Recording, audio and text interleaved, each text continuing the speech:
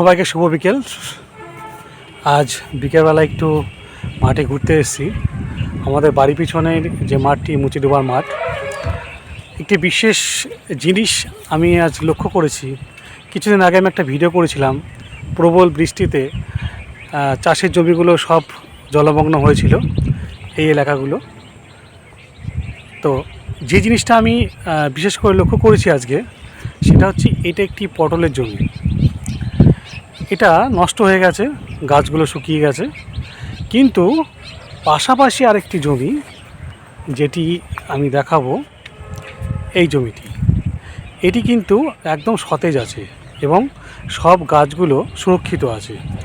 আমি যে বিষয়টা লক্ষ্য করেছি সেটা হচ্ছে যে রাখে হরি মারে কে, কথাটি সত্যি বাস্তব। রাখে হরি মারে কে।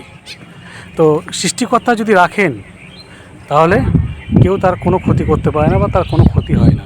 তার একদম চাক্ষুষ উদাহরণ হচ্ছে এইটি।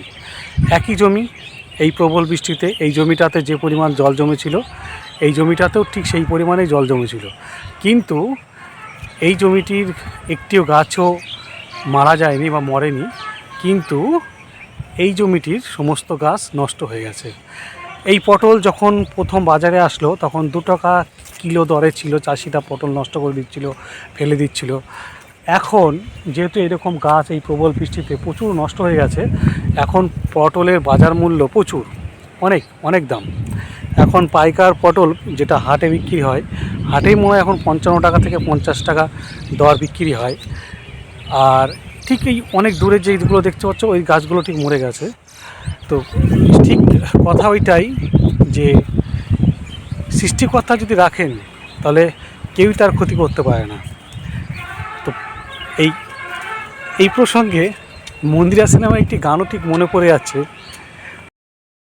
পাশাপাশি দুটি ফুল ফোটে যে বাগিচায়, একজন ঠাই পায় দেবতার দুটি পায়, সমাজের বেদিতা ভরে যায় একজন, সব ফুল দেবালয়ে পারে না তো যেতে হয়। তো সত্যি আমাদের জীবনেও ঠিক তাই। সমস্ত কিছু পরিবেশ পরিস্থিতি একই রকম থাকা সত্ত্বেও কারোর ভাগ্য সুপ্রসন্ন হয়, সে সমাজের অন্য অনেক স্তরে অনেক জায়গায় সফলতা অর্জন করে।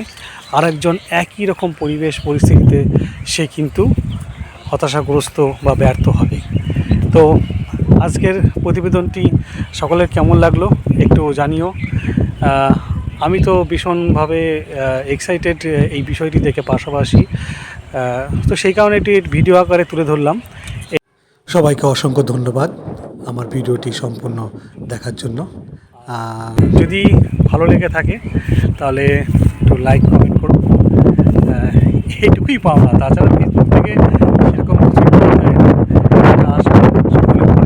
তো আমাদের মতো কন্টেন্ট ক্রিয়েটাররা এটা ওই জায়গায় পৌঁছানো অনেক কঠিন ব্যাপার। তো যাই হোক, আমার ভালো লাগে তাই আমি ফেসবুকে এরকম আপলোড দিই, এটা আমার শখ।